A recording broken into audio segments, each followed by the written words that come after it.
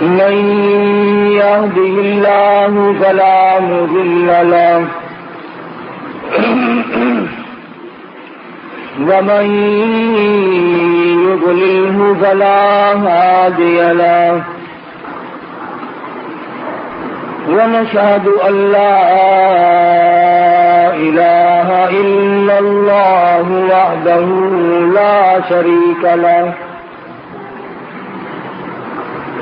ونشهد أن سيدنا وسندنا ونبينا وشفيعنا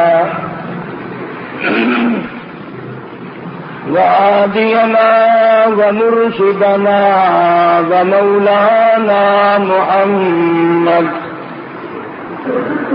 ومولانا محمدا عبده ورسوله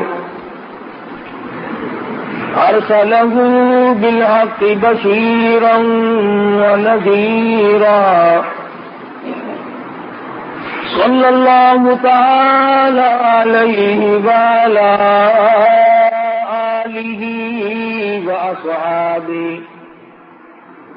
وأزواجه وذرياته وبارك وسلم تسليما كثيرا أما بعد فأعوذ بالله السميع العليم من الشيطان الرجيم بسم الله الرحمن الرحيم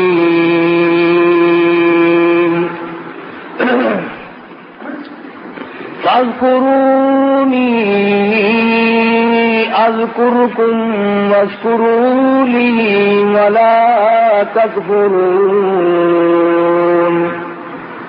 صدق الله مولانا العلي العظيم وصدق رسوله النبي الكريم ونحن على ذلك لمن الشاهدين والشاكرين والحمد لله رب العالمين اللهم صل على محمد وعلى آل محمد كما صليت على إبراهيم وعلى آل إبراهيم إنك حميد مجيد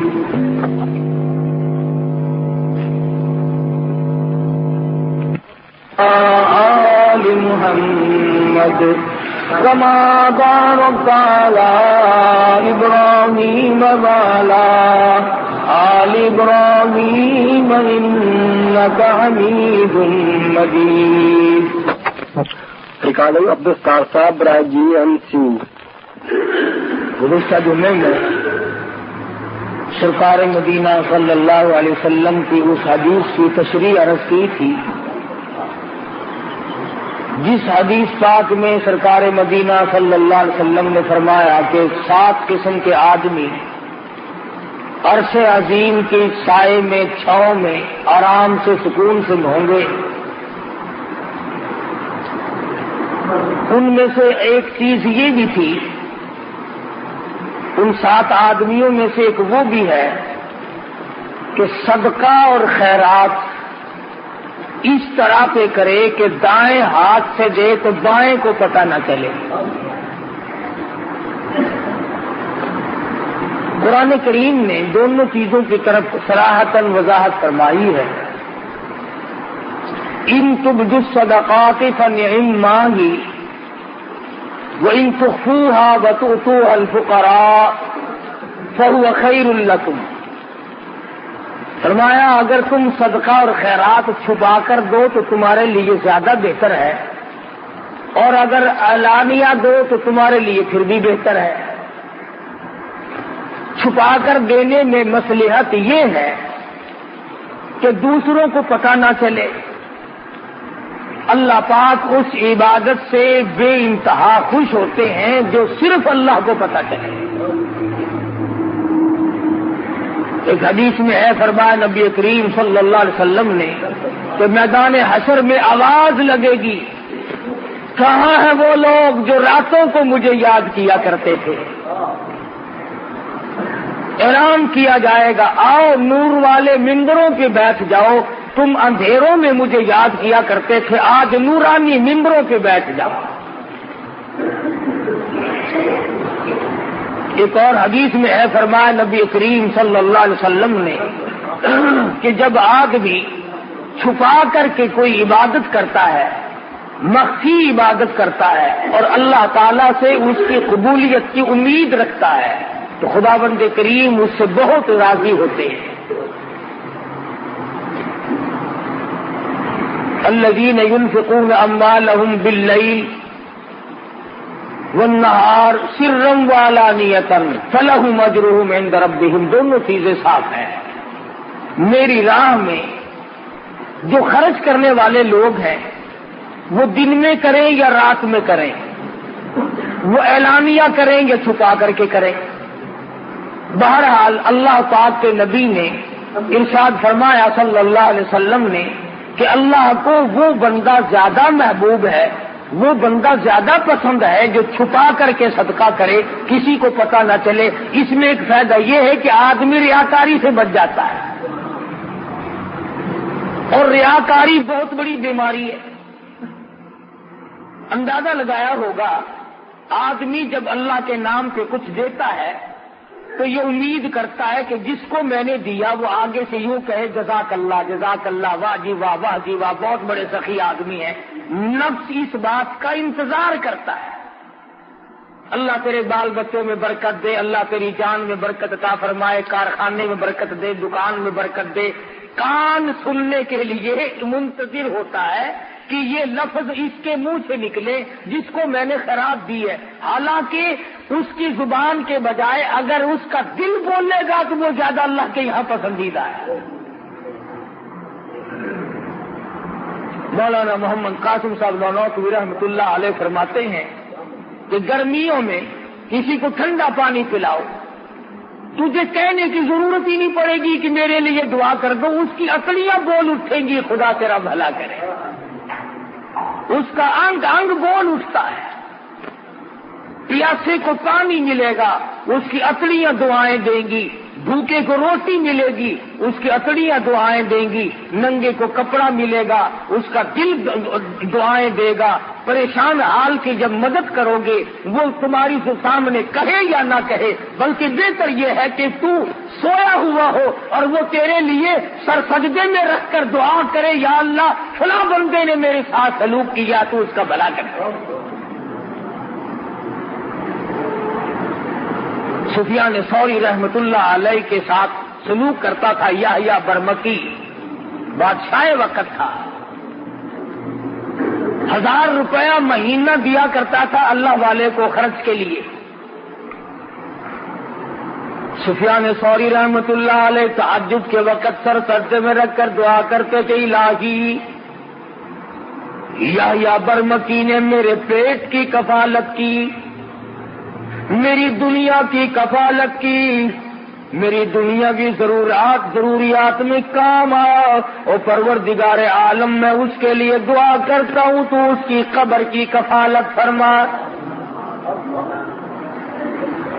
سفیان ثوری رحمت اللہ علیہ جیسا ولی قطب اور ابدال زمانے کا دعا کرتا، الہی میدان حشر میں ولا تزر وازرۃ وزر اخری، جب کوئی کسی کی کام نہ آئے اور حالات یوں بن نکلے، یوم یفر المرء من اخیہ وامہ وابیہ وصاحبتہ وبنیہ،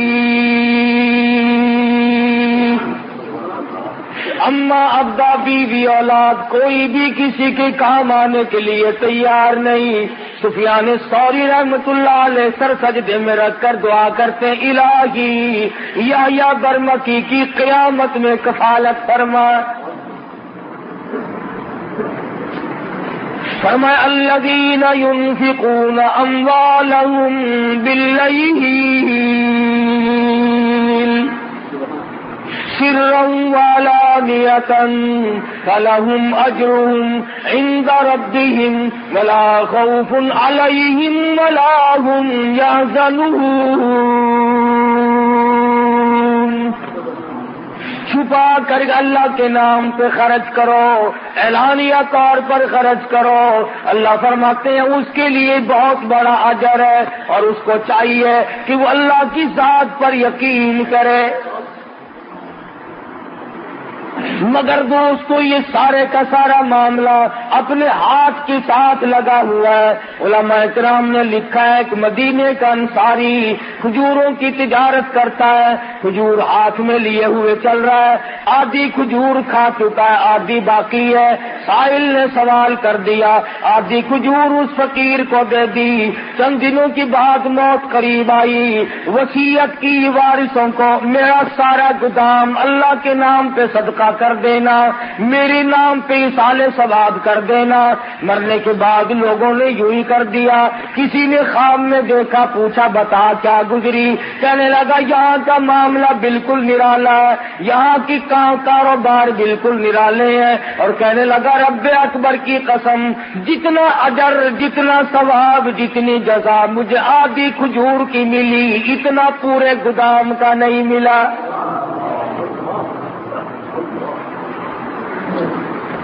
وہ میرے ہاتھ کی تھی، وہ میں نے اپنے ہاتھ سے دی تھی، اس میں کوئی ریا نہیں، اس میں کوئی دکھلاوا نہیں، اس میں کوئی نام بری نہیں تھی۔ بعد میں آنے والے لوگوں نے منہ ملازے چکائے، تعلق داری کو چکایا، تم ہمارے یہاں کھایا کرتے ہو، ہم تمہارے یہاں کھاتے ہیں، ادلا بدلا کیا۔ کہتا خام میں رب اکبر کی قسم مجھے پورے گودام میں سے کچھ نہ ملا۔ فرمایا وَأَلَّيْسَ لِلْإِنسَانِ إِلَّا مَا سَعَى، نہیں ملتا آدمی کو مگر اس کے ہاتھوں کی کرتوت۔ تو امام الانبیاء صلی اللہ علیہ وسلم کے ایک ایک فرمان کو کہاں تک آدمی بیان کرے گا؟ پوری دنیا اس میں سما سکتی ہے۔ کالی کملی والے محمد کریم صلی اللہ علیہ وسلم نے فرمایا ایک وہ آدمی بھی عرش کے چھاؤں میں آئے گا، سائے میں جگہ ملے گی، جس نے اللہ کے نام پہ صدقہ کیا، چھپا کے کیا، لینے والے کو بھی شرمندگی نہ ہو اور اسے بھی ریاکاری کا موقع نہ ملے اور دکھلاوے کا موقع نہ ملے۔ قرآن کریم میں مسلمانوں اپنے لیے دیے کو ضائع نہ کیا کرو۔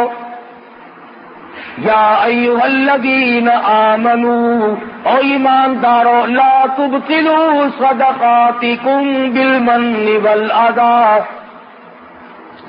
برباد نہ کرو، خراب نہ کرو، تباہ نہ کر ڈالو، ختم نہ کر ڈالو اپنے لیے دیے کو۔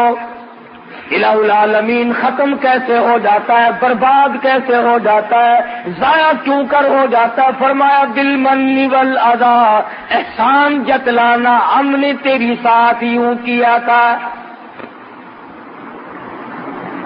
اس کے منہ پہ احسان جتلانے سے، اسے ذلیل کرنے سے آج تو بڑا آدمی بنتا ہے۔ کل ہم تجھے زکات دیا کرتے تھے، یاد کر فلاں وقت میں نے تجھے کرتا پہنایا تھا، یاد کر فلاں وقت میں ہم نے تیرے ساتھ یوں سلوک کیا تھا۔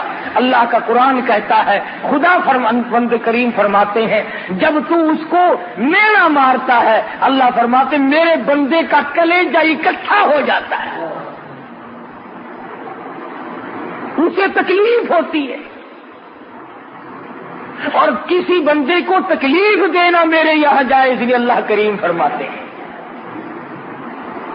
سب سے بڑی عبادت، سب سے بڑی نیکی، شیخ العرب والعجم حضرت مولانا سید حسین احمد صاحب مدنی نور اللہ مرکزہ، اللہ تعالیٰ کی کروڑہ رحمت نازل ہو اس مرد مجاہد کی قبر مبارک سے آمین کہو۔ حضرت والا کی خدمت میں 16 مہینے رہنے کا اتفاق ہوا، جوتیوں میں بیٹھا ان لوگوں کی، بڑے بڑے عالم تشریف لاتے تھے، ہندوستان کے بھی اور دوسرے ملکوں کے بھی، اور حضرت والا سے وظیفہ پوچھتے تھے، کہ کچھ بتائیں ہمیں، آپ ایسا وظیفہ کریں جس سے نیک بن جائے۔ سبحان اللہ، اس وقت مجھے سمجھ نہیں آتا تھا، میرا بچپن تھا، اب قدر ہوتی ہے۔ فرمایا کرتے تھے سب سے بڑا وظیفہ یہ ہے کہ کسی کو ستاؤ مت، ہندو ہو، مسلمان ہو، مرد ہو، عورت ہو، حتیٰ کہ جانور ہو، جاندار کوئی بھی ہو، کسی کو دکھ مت دو۔ اور اگر آپ سوچیں تو یہ بہت مشکل وظیفہ ہے، یہ ورد بڑا مشکل ہے۔ تسبیح پھیرنی آسان ہے، نفل پڑھنے آسان ہے، لیکن اس وظیفے پہ عمل کرنا بڑا مشکل ہے کہ آدمی اپنے آپ کو بتائے کہ کسی کو ستانا نہیں، کسی کو پریشان نہیں کرنا۔ میں نے آپ سے قرض لے لیا کہ 1 مہینے میں دوں گا، آپ میرے پیچھے پھر رہے ہیں، سال گزر گیا، یہ ستانا نہیں۔ میں نعوذ باللہ کسی کی دھی بیٹی کے بارے میں غلط خیال کرتا ہوں، یہ کسی کی آبرو کو ٹکر، یہ کسی کو ستانا نہیں۔ تمام صورتیں اس میں داخل ہیں، سفر میں، حضر میں، گھر میں، کاروبار کرنے میں، ساری زندگی میں اگر آپ سوچیں تو یہ مسئلہ بڑا مشکل ہے کہ آدمی دوسرے کو تکلیف نہ دے۔ ہمارے یہاں تو سارے تکلیف دے کر کے کام بنتے ہیں، جب تک دوسرے کو تکلیف نہ دو اس وقت تک آدمی کی بڑھاس نہیں نکلتی۔ اور ہمارے ملک کے لوگوں کا مزاج بن گیا، مجبور سے کماؤ، جتنا زیادہ مجبور دیکھو اتنا زیادہ کماؤ۔ اڈوں پہ جا کے دیکھو، اسٹیشنوں پہ جا کے دیکھو، وہ لوٹ کھسوٹ ہے، وہ گند دکھتا ہے، وہ مسافر اتنا مجبور ہے کہ اللہ پاک نے ترس کھا کر سنتیں معاف کر دی، نفل معاف کر دیے، فرض نماز بھی آدھی معاف کر دی۔ اللہ میاں جانتا تھا کہ سفر بڑی تکلیف دہ چیز ہے، مسافر پر اللہ میاں نے ترس کھا کر سنتیں معاف کر دی، نفل معاف کر دیے، آدھا فرض معاف کر دیا۔ مگر مسلمان کہتا ہے کہ ان مسافروں کی جیب کاٹو، ان مسافروں کو ننگا کر دو، ان مسافروں سے جو کچھ بھی ہے وہ یہیں پر کھینچ لو، کسی اسٹیشن پر جا کے دیکھ لو، تمام چیک کرنے والے لوگ مر گئے، قبروں میں چلے گئے۔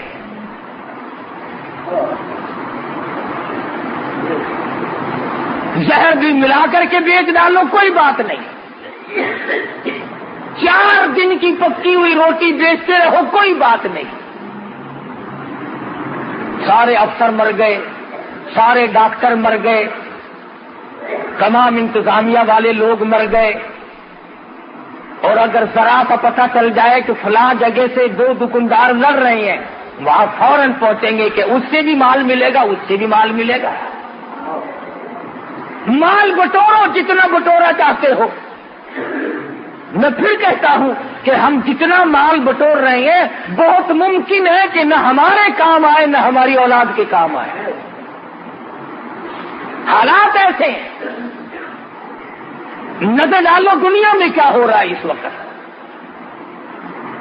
کسی زمانے میں لوگ مسافروں کی بڑی خدمت کیا کرتے تھے، بلکہ مشرکین مکہ کرتے تھے۔ ابو جہل اتنا بڑا کافر ہونے کے باوجود ستو پانی میں گھول کر چوک میں کھڑا ہو کر کے پلایا کرتا تھا لوگوں کو۔ امیہ بن خلف لوگوں کو پانی پلایا کرتا تھا۔ آج مسلمان سے پانی تو مانگ کر کے دیکھیں آپ، کون کسی کو پانی پلاتا ہے؟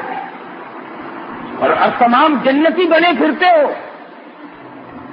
امام الانبیاء صلی اللہ تعالی علیہ وسلم نے ارشاد فرما دیا کہ 7 آدمیوں کو عرش عظیم کی چھاؤں میں جگہ ملے گی، ان میں سے ایک وہ بھی ہے جو مخفی طور پر صدقہ کرے، اللہ کی ذات جانے اور وہ جانے، کسی کو کوئی پتہ نہ چل سکے، بس اللہ تبارک و تعالیٰ کے نام پر جو دے دیا اس کو دے کر کے بھول جائے۔ توحید-سنت.com مالک بن دینار رحمت اللہ علیہ تشریف لے جا رہے ہیں، گزر رہے ہیں ایک علاقے سے، گزرتے گزرتے ایک جگہ پر لوگوں کا مجمع لگا ہوا دیکھا، فرمایا کیا بات ہے؟ پتا چلا شہزادہ مکان بنانے کے لیے، محل بنانے کے لیے سنگ بنیاد رکھ رہا ہے، بہت بڑا محل تعمیر کرنا چاہتا ہے۔ مالک بن دینار رحمت اللہ علیہ نے شہزادے کو بلوا لیا، فرمایا شہزادے کیسا محل بنانا ہے؟ اس نے بتایا جی اس قسم کا نقشہ بنایا گیا ہے۔ فرمانے لگی کتنا خرچ ہوگا؟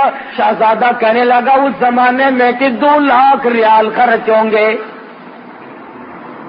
مالک بن دینار رحمت اللہ علیہ فرمانے لگے بہت ممکن ہے کہ اس محل کے بنتے بنتے تیری موت آ جائے، بہت ممکن ہے یہ بن کر تیار ہو جائے پھر تیری موت آ جائے، تو اس میں رہائش بھی نہ رکھ سکے، تو اس کی چمک دھمک کو دیکھنے بھی نہ پائے، بہت ممکن ہے کچھ دنوں رہائش کرنے کے بعد افسوس کرتا ہوا حضرت کے ہاتھ ملتا ہوا دنیا سے چلا جائے۔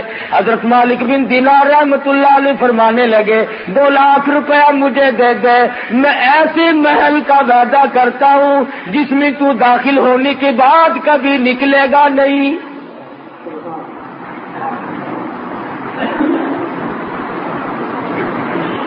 ہمیشہ ہمیشہ کے لیے اس محل میں رہے گا، اور اس محل کے آگے بڑے باغ باغیچے ہوں گے، بڑی بڑی نہریں ہوں گی، بہت اعلیٰ قسم کا باغ اور باغیچہ اور گلشن محل ہوگا، ہمیشہ ہمیشہ کے لیے تیرا رہے گا، نہ تیری موت آئے گی نہ تجھ سے وہ محل چھوٹے گا۔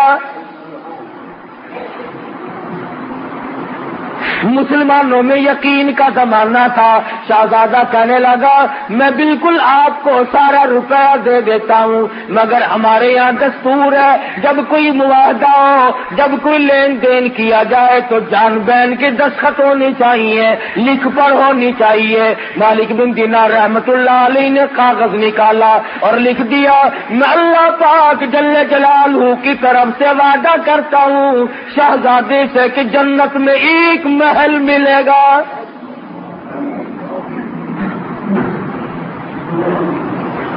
شہزادے نے محل پسند کر لیا۔ آج کل کا ہوتا ہے تو مولوی پیسے مارنے کا ڈھنگ بنا رہا ہے، جا جا تیرے جیسے ہزاروں دیکھ رکھے ہیں، جنت ملے گی کہ یوں ہی مل جائے گی، تڑپ نہیں، جذبہ نہیں، محبت نہیں۔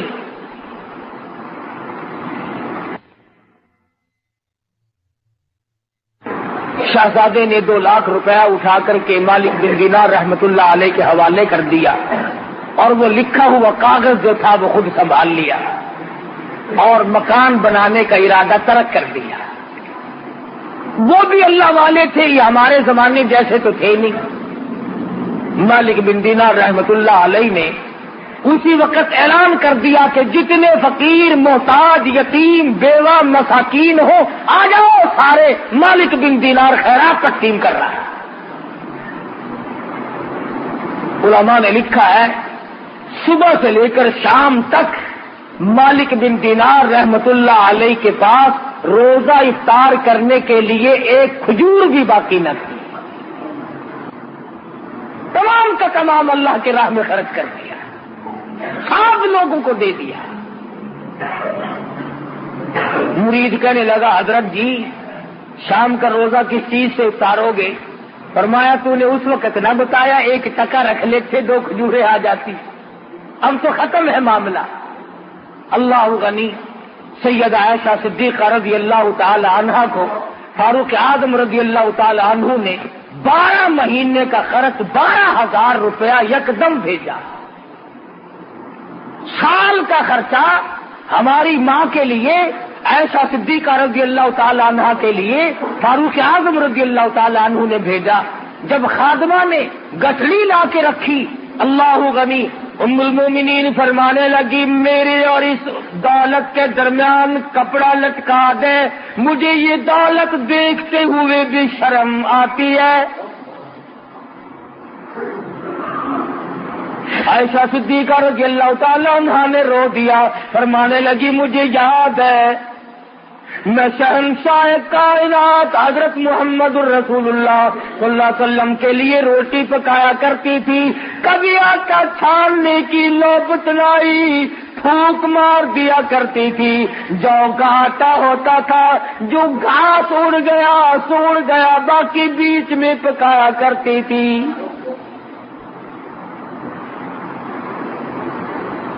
اور فرماتی ہے زیتون کے تیل کا ڈبہ گھر میں رکھا تھا، وہ ختم ہو چکا تھا، اس کی تل چھنڈ باقی تھی، نیچے ذرا سی گاٹ باقی تھی، میل کچیل سا لگا ہوا تھا۔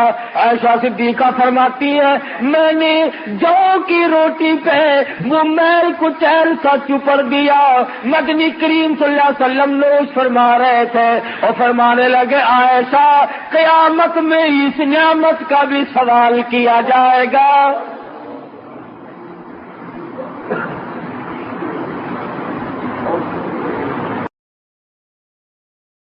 فرماتی ہے مجھے یہ دولت دیکھتے ہوئے بھی شرم آتی ہے، میرے آقا نے بڑی تنگی کی زندگی بسر فرمائی، 3 دن کے فاقے، 4 دن کے عموماً فاقے جایا کرتے تھے۔ بحرین سے مال غنیمت آیا، سارا دن سرکار مدینہ صلی اللہ علیہ وسلم نے سونا چاندی تقسیم فرمایا، اور شام کو حال یہ ہے، ایسا فرماتی ہے حضور نے مجھ سے پوچھا گھر میں کوئی کھانے کی چیز ہے کہ نہیں، میں نے عرض کر دیا اللہ کا نام باقی ہے۔ ایسا فرماتی ہے سرکار مدینہ نے مجھ سے پوچھ کر بھوک کی حالت میں نیت باندھ لی۔ کس طرح سے زندگی گزاری ہے محمد مدنی صلی اللہ علیہ وسلم۔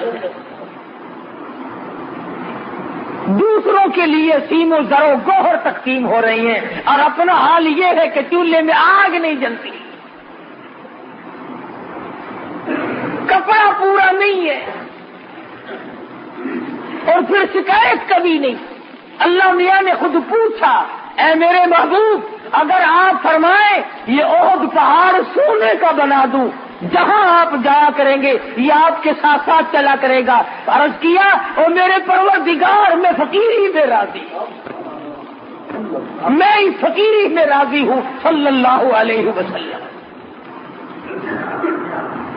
تو ایسا صدیقہ فرماتی ہیں کہ مجھے یہ دولت اچھی نہیں لگتی، اس گٹھڑی کو پرے لے جاؤ، میرے اور اس کے درمیان میں کپڑا لٹکا دو، اور خادمہ سے کہا جاؤ مدینے کی گلیوں میں اعلان کر دو آؤ محتاجو آؤ غریبو، آج ایسا صدیقہ خیرات بانٹ رہی ہے۔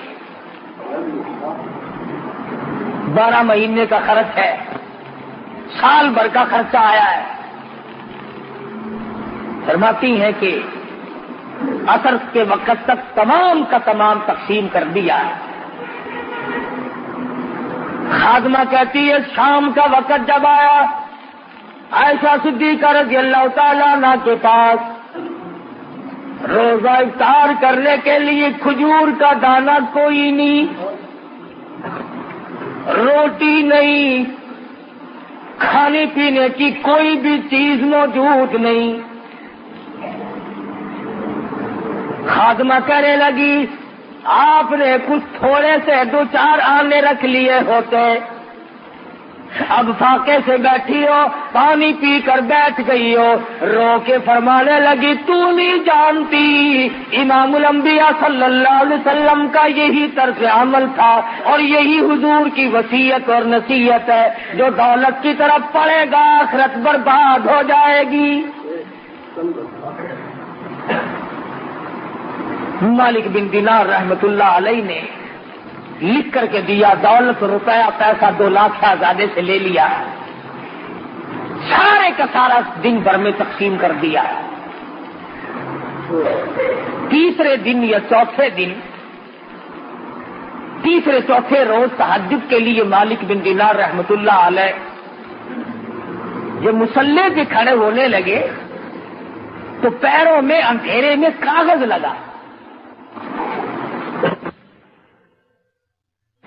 سچا تیرا نبی سچا، تیرا خدا سچا، میں نے جنت میں اپنا محل پا لیا ہے۔ مجھے وہ محل مل گیا جس محل کے لیے تم نے وعدہ کیا تھا. بات ہے ساری یقین کی. تو حضور اکرم صلی اللہ علیہ وسلم نے جو ارشاد فرمایا کہ 7 آدمیوں میں سے ایک وہ بھی عرش عظیم کے سائے میں ہوگا، چھاؤں میں ہوگا، جو صدقہ اور خیرات چھپا کے کرتا ہے اور اس نیت سے کرتا ہے کہ بس اللہ جانے اور میں جانوں. قرآن کریم میں اللہ کی راہ میں خرچ کرنے کی بہت بڑی فضیلت آئی ہے. اور ایک اور چیز خاص طور پر جو ہمیں کھٹکتی ہے اس کی بھی وضاحت فرمائی. فرمایا اچھا کے کرتا ہے اور اس نیت سے کرتا ہے کہ بس اللہ جانے اور میں جانوں. قرآن کریم میں اللہ کی راہ میں خرچ کرنے کی بہت بڑی فضیلت آئی ہے. اور ایک اور چیز خاص طور پر جو ہمیں کھٹکتی ہے اس کی بھی وضاحت فرمائی. فرمایا الشیطان یعدکم الفقر. شیطان تمہیں یہ کہتا ہے کہ اگر تم نے یوں ہی لینے دینے کا سلسلہ جاری رکھا تو کل کو تم خود تنگ ہو جاؤ گے، کلاش ہو جاؤ گے، کنگال ہو جاؤ گے، تمہارے پاس کچھ نہیں رہے گا اگر تم نے یوں ہی سلسلہ جاری رکھا. الشیطان یعدکم الفقر ویأمرکم بالفحشاء. جب بھی تم اللہ کے نام پہ صدقہ کرو گے، خیرات کرنا چاہو گے، کسی مسکین اور محتاج کو دینا چاہو گے، کسی عزیز و اقربا یتیم بیوہ کے ساتھ سلوک کرو گے، کسی ہمسایہ غریب کے ساتھ سلوک کرو گے، شیطان تمہیں فوراً کہے گا تھوڑا دے تھوڑا دے. اگر یوں ہی تو دیتا رہا تو ننگا ہو جائے گا. اللہ میاں فرماتے ہیں شیطان کا یہ وعدہ ہے اور میں تجھے وعدہ دیتا ہوں واللہ یعدکم مغفرۃ منہ وفضلا. شیطان تجھے فقر کا وعدہ دیتا ہے، غریبی یاد دلاتا ہے، تو ننگا ہو جائے گا. مقابلے میں خدا وعدہ کرتا ہوں بخشش کا اور بڑھاوے کا، زیادتی کا. تو میرے نام پہ دیتا جا، میں بڑھاتا چلا جاؤں گا. واللہ یعدکم مغفرۃ منہ وفضلا. اللہ میاں فرماتے ہیں واللہ واسع علیم. میں بہت دینے والا ہوں، میرے خزانے میں کوئی کمی نہیں. اللہ فرماتے ہیں میں اب دیکھوں گا، ایک طرف تو میرا وعدہ ہے، ایک طرف شیطان کا وعدہ ہے. میں دیکھوں گا اب تو میرا کہنا مانتا ہے، یہ شیطان کا کہنا مانتا ہے. سارے مسائل ریا سے، دکھلاوے سے بچانے کے لیے ہیں. امام غزالی رحمت اللہ علیہ نے اپنی کتاب میں لکھا ہے توحید-سنت.com کہ ایک جگہ پر ایک درخت تھا، لوگ اس کی پوجا کرنے لگے. جیسا کہ ہمارے ملک میں بھی رواج ہے، فلاں جگہ جو جانڈ ہے بڑا برکت والا ہے، فلاں پیپل بڑا برکت والا ہے، فلاں بڑا برکت والا ہے. لوگوں میں چرچا ہو نکلتا ہے، پھر ملک بھر سے عورت مرد اس کی زیارت کے لیے ٹوٹ پڑتے ہیں. امام غزالی رحمہ اللہ نے لکھا ہے کہ ایک جگہ پر ایک درخت تھا جس کی پوجا پاٹ شروع ہو گئی اور خوب چل پڑی. وہاں ایک عابد رہتا تھا، اللہ والا. اس کو جب پتا چلا تو وہ کلہاڑا لے کے چلا اس کو کاٹنے کے لیے کہ لوگ شرک کی بیماری میں پڑ گئے، تباہ ہو گئے. میں اس درخت کو ہی کاٹتا ہوں، نہ رہے گا بانس اور نہ بجے گی بانسری، لہذا شرک بند ہو جائے گا. تو راستے میں شیطان آدمی کی شکل بنا کے ملا. وہ کہنے لگا صوفی جی کہاں چلے؟ میں درخت کو کاٹوں گا جس پر لوگ منتیں مان رہے ہیں، شرک ہو رہا ہے خدا کی ذات کے سوا. کہنے لگا تیرا کیا بگڑتا ہے، تجھے کیا نقصان ہے؟ انہوں نے کہا اچھا شرک ہوتا رہے، میرا نقصان کوئی نہیں. مخلوق شرک میں مبتلا ہو کر تباہ ہوتی رہے، آخرت برباد ہو جائے، دنیا برباد ہو جائے، میں بیٹھا دیکھتا رہوں. تو شیطان میں اور اس ولی میں کشتی ہوئی، لڑ پڑے آپس میں. اللہ والے نے شیطان کو اٹھایا اور زمین پہ پٹک کے مارا اور چھاتی پہ چڑھ بیٹھا. شیطان کہنے لگا ذرا نیچے اتریو، ایک بات بتاؤں گا تجھے، ذرا نیچے اتر. اس نے کہا کیا بتا، تیرا کیا مطلب ہے کہ اس درخت کو کاٹوں گا شرک بند ہوگا، لوگ اللہ اللہ کریں گے؟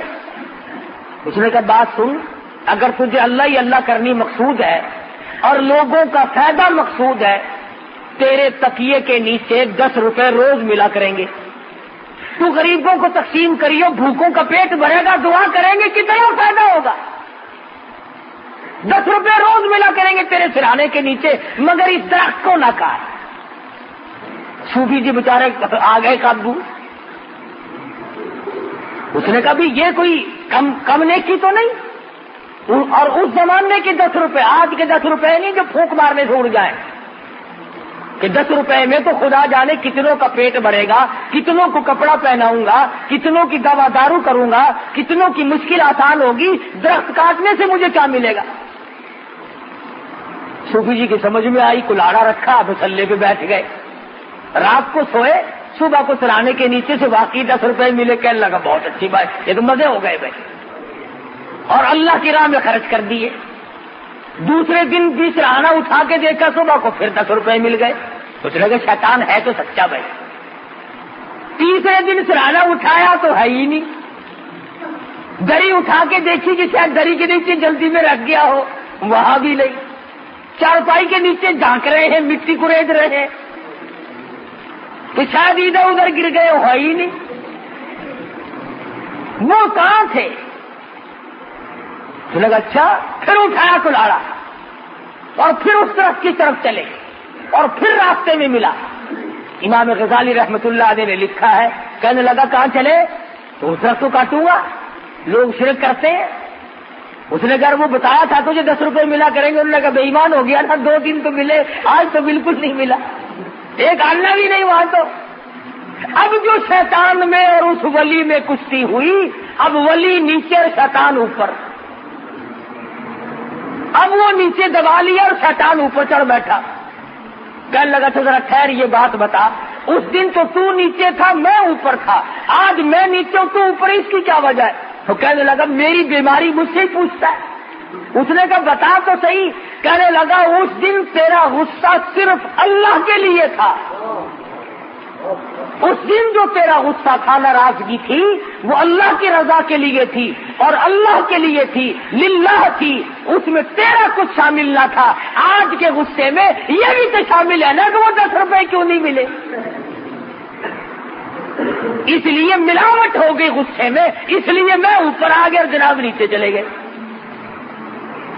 علماء نے لکھا ہے کہ اگر غصے میں ملاوٹ ہو جانے سے شیطان کے نیچے آدمی آ جاتا ہے، عبادت میں جب شیطان کا ہماری ریاکاری اور دکھلاوے کو دخل ہوگا تو پھر شیطان کے نیچے کیوں نہ آئیں گے. اس لیے فرمایا کہ ریاکاری سے بچنا ہے، دکھلاوے سے بچنا ہے.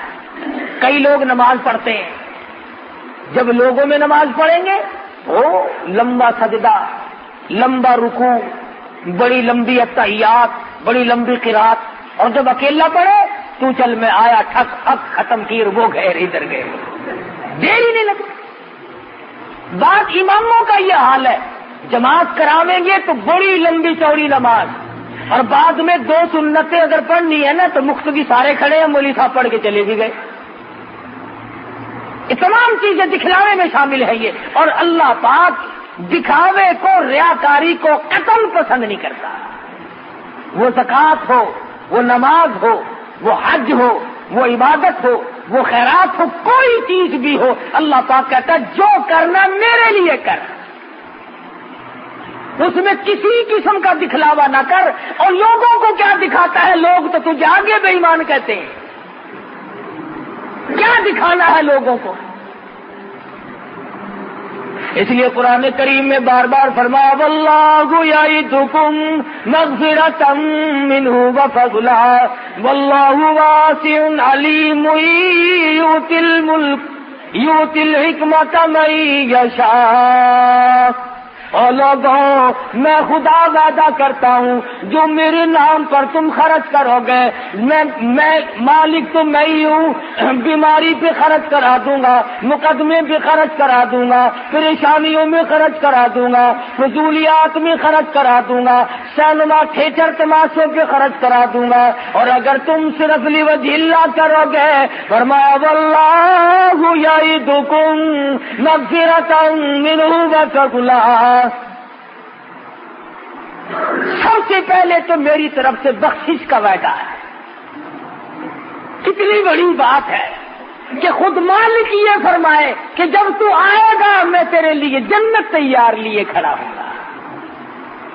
بڑی اچھی بات کہی، کہتا کہ ان سے تھوڑی سی لگاوٹ حشر میں کام آ گئی، ان سے تھوڑی سی لگاوٹ حشر میں کام آ گئی، مغفرت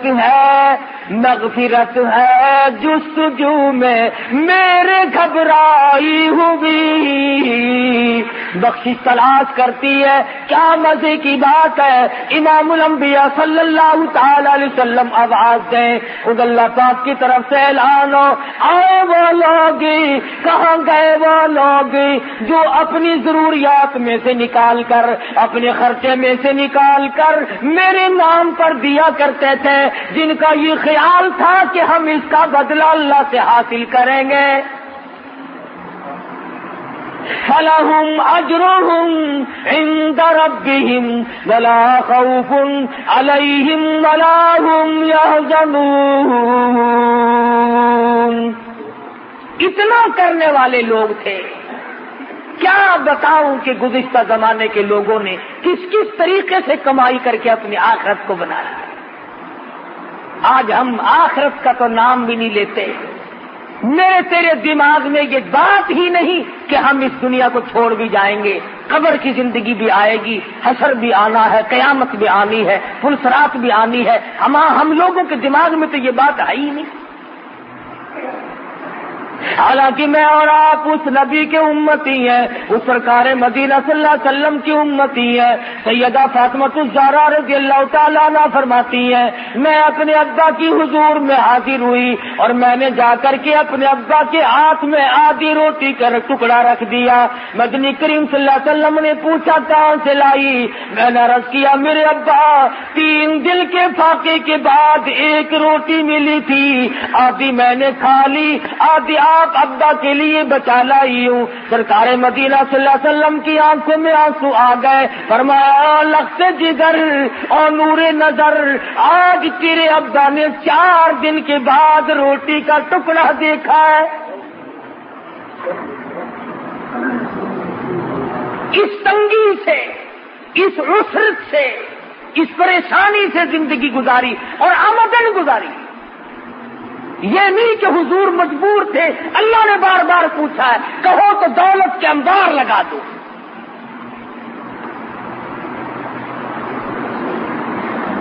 آج ہم پوچھو ان سے جو اہل بیت کی محبت کا دعویٰ کرتے ہیں، کس قدر دوڑے پھرتے ہیں دولت کے پیچھے، نماز معاف ہے، روزے معاف ہے، اللہ کے قرآن کو نہیں مانتے، نبی کے فرمان کو نہیں مانتے۔ آؤ میں تمہیں بتلاؤں کہ اہل بیت کی محبت ہم کرتے ہیں یا تم کرتے ہو۔ سرکار مدینہ صلی اللہ علیہ وسلم تشریف لائے، لخت جگر کے دروازے پہ، فاطمہ الزہرا کے مکان پر دروازے پہ کھڑے ہو کر فرمایا بیٹی میں گھر میں آؤں، داخل ہو سکتا ہوں؟ اندر سے آواز آئی پہلے تشریف لانے سے پہلے اپنی چادر اندر پھینک دو، اپنی چادر اندر پھینک دو۔ حضور اکرم صلی اللہ علیہ وسلم نے چادر پھینکی، اندر تشریف لائے، فرمایا بیٹی کیا ہوا؟ رو کے عرض کرنے لگی ابا اتنا کپڑا نہیں ہے بدن کو چھپا، اتنا کپڑا میرے پاس موجود نہیں کہ پورا بدن چھپا سکوں، شرم کے مارے آپ کی چادر مانگ لی کہ ابا کے سامنے ننگی کیسے آؤں۔ یہ ہے مدنی کریم صلی اللہ علیہ وسلم کی بیٹی کا اسوہ حسنہ، اور یہ ہے اس کی زندگی جس کا نام لے کر آج بدماشی پھیلائی جا رہی ہے، جس کا نام لے کر آج دولت سمیٹی جا رہی ہے۔ اگر نبی کی بیٹی سے محبت کرتے ہو تو آؤ، پھر کیوں مارے مارے پھرتے ہو؟ کیوں تم نے رات دن چکر بازی بنا رکھی ہے؟ سود نہیں چھوڑتے۔ نبی کی بیٹی کے پاس بدن چھپانے کے لیے کپڑا نہیں، اور تو سور کھا رہا، سود کھا رہا ہے۔ مسلمان کہلاتے ہو اپنے آپ کو سود کھا کھا کے۔ عرض یہ کر رہا تھا کہ ہم اپنے آپ کو بدلیں گے کب؟ کون سا وقت ہوگا کہ ہم اپنے آپ کو آخرت کے لیے تیار کریں گے؟ فرمایا والآخرۃ خیر لمن اتقی ولا تظلمون فتیلا، اور میرے بندو آخرت تو پرہیزگاروں کے لیے ہے۔ دل کی پرہیزگاری اختیار کرو، دماغ کے اندر پرہیزگاری پیدا کرو، اپنے ہاتھ کے اندر تقوی اختیار کرو، اپنی آنکھ میں تقوی پیدا کرو، اپنے رات دن کے نظام میں اللہ کا خوف پیدا کرو۔ رات کو سوچو، دن کو سوچو، آخر بن کیا رہا ہے؟ ہمارے یہاں غور و فکر کا مادہ ہی ختم ہو گیا۔ صحابیات نے، صحابہ اکرام رضوان اللہ تعالی علیہم اجمعین نے کس طرح پر اپنی زندگی پوری فرمائی، بادشاہ ہو کر، ہاں بادشاہ ہو کر۔ 6 صحابی سیدہ حفصہ رضی اللہ تعالی عنہ کے پاس گئے ہیں، جو ام المومنین میں سے ہیں۔ آخر الزماں پیغمبر حضرت محمد الرسول اللہ صلی اللہ علیہ وسلم کی گھر والی ہے، ہم سب مسلمانوں کی ماں ہے سیدہ حفصہ رضی اللہ تعالی عنہ، اور جا کے کہنے لگے کہ ہمیں تو ڈر لگتا ہے، ہمیں تو شرم آتی ہے، آپ اپنے ابا یعنی حضرت عمر سے کہیں کہ یہ پیوند والے کپڑے پہننے چھوڑ دیں، اب تو فتوحات بہت ہو گئی، اب تو اتنی تنگی نہیں رہی، دوسرے ملکوں کے وفد آتے ہیں، ہمیں شرم آتی ہے، ذرا کہو نا کچھ خرچ زیادہ کر لیا کریں۔ حضرت عمر رضی اللہ تعالی عنہ جب اپنی بیٹی کے یہاں تشریف لائے تو کہا ابا جان کچھ زندگی بدلو، کچھ رنگ ڈھنگ بدلو، اب تو الحمدللہ اللہ کا کرم ہے، فتوحات ہو رہی ہیں۔ تمام مسلمان چاہتے ہیں کہ آپ اپنی حالت کو بدل لیں۔ فاروق اعظم رضی اللہ تعالیٰ عنہ رونے لگے، فرمایا افسوس ان آدمیوں کے اگر تو نام بتا دے وہ آنے والے کون کون تھے، درے مار مار کر ان کے چہرے بگاڑ دوں گا۔ اے حفصہ تو خود بتا، امام الانبیاء صلی اللہ علیہ وسلم کا جب آخری وقت آیا، آپ کی وفات ہوئی، آپ کی موت آئی، کیسے کپڑے تھے؟ حفصہ نے رو دیا، اور سیدہ حفصہ رضی اللہ تعالیٰ عنہ فرماتی ہے میری آنکھوں نے دیکھا امام الانبیاء صلی اللہ علیہ وسلم کے آخری لباس میں کئی پیوند لگے تھے۔ فاروق اعظم رضی اللہ تعالیٰ عنہ فرمانے لگے حفصہ اب روتی ہو، میں بھی اسی حال میں جانا چاہتا ہوں تاکہ مجھے اپنے آقا کی خدمت میں جاتے ہوئے شرم نہ آئے۔ حفصہ کہتی ہے کہ چمڑے کا پیوند بھی 1-2 لگا ہوا تھا، کم سے کم 12 پیوند تھے جن کپڑوں میں فاروق اعظم کا انتقال ہوگا۔ کما کر کے لے گئے یہی لوگ، اور فرمایا مسلمانوں سے باقاعدہ کہا کہ تم میری تجہیز و تکفین پر کوئی خرچ نہ کرنا۔ ایسے بھی تو لوگ تھے۔ ایک بزرگ ہیں، بہت بڑے محدث ہیں، امام بخاری رحمہ اللہ کے بھی استاد ہیں، حدیث شریف لکھتے تھے، فاؤنٹین پین اس زمانے میں تھے نہیں، قلم تھی، قلم تراشتے تھے، چھیلتے تھے، وہ چھلکا ایک پیپے میں اکٹھا کرتے تھے۔ جب آخری وقت آیا تو فرمایا میرے غسل کا پانی اس چھلکے سے گرم کرنا جس سے میں نے قرآن لکھا، حدیث شریف لکھی۔ پوچھا کیوں؟ رو دیا، فرمایا نجات کا بہانہ بنانا چاہتا ہوں، اس چھلکے سے میرے غسل کا پانی گرم کر لینا جس سے میرا آخری غسل دو گے، تاکہ میں یہ عرض کر سکوں کہ ایسے چھلکے کا پانی سے غسل کر کے آیا ہوں جس سے تیرے محبوب صلی اللہ علیہ وسلم کی میں حدیث لکھا کرتا تھا۔ کیا کیا بہانے لوگوں نے بنائے ہیں اپنی نجات کے۔ علماء نے لکھا ہے کہ ایک آدمی نے سنا تھا کہ اللہ پاک سفید داڑھی سے شرم فرماتے ہیں، مرنے لگا، آخری وقت آیا، کالی داڑھی تھی، رو کے کہنے لگا میری داڑھی سفید کر دو تاکہ میرا بھی کام بن جائے۔ علماء نے لکھا ہے مرنے کے بعد کسی نے خواب میں دیکھا، پوچھا بتا کیا گزری، کہنے لگا میرا ہیلا ہی قبول ہو گیا۔ اللہ نے فرمایا گو تو نے ہیلا کیا مگر مجھ سے ڈر کے کیا تھا، اس لیے جا میں نے تجھے معاف کر دیا۔ تو ایسے ہیلے بنا، ایسے حالات پیدا کرو، ایسی زندگی پیدا کرو جس سے آخرت کا کام آسان ہو سکے۔ اللہ پاک مجھے اور آپ کو آخرت کا فکر پیدا کرنے کی توفیق عطا فرمائے، ہم سب کی قبر حشر کو اچھے سے اچھا فرمائے۔ وآخر دعوانا الحمدللہ رب العالمین۔ اللهم صل وسلم وبارك على سيدنا مولانا محمد النبی الأمی الہاشمی وعلى آلہ واصحابہ برۃ الکرام۔ یا اللہ ہم سب کی آخرت کو اچھا کر دے۔ یا اللہ شاکار ہیں، گناہگار ہیں، تیرے کرم کے امیدوار ہیں، ہم سب کو معاف کر دے۔ یا اللہ ہم سب کی بخشش فرما دے، ہم سب کے ماں باپ کی بخشش فرما دے، ہم سب کے باپ دادا عزیز و اقربا رشتہ دار ساس سسر یا اللہ سبھی کی مغفرت فرما دے۔ الہ العالمین کل امت کی بخشش فرما دے، پوری دنیا کے مسلمانوں کی بخشش فرما دے۔ یا اللہ شرک کفر اور بدعت کی لعنت سے بچا۔ یا اللہ ہم سب کو نبی پاک صلی اللہ علیہ وسلم کی غلامی نصیب فرما، غلامی میں موت آئے، غلامی میں حشر ہو۔ ہم سب کی اولاد کو نیک اور نمازی بنا، ہم سب کے معاشرے اور ماحول کو اچھے سے اچھا فرما۔ یا اللہ سب بیماروں کو شفا عطا فرما، سبھی کی مشکلوں کو آسان فرما دے، سب کی پریشانیوں کو دور فرما۔ مالک کائنات اس مسجد کو قیامت تک آباد فرما۔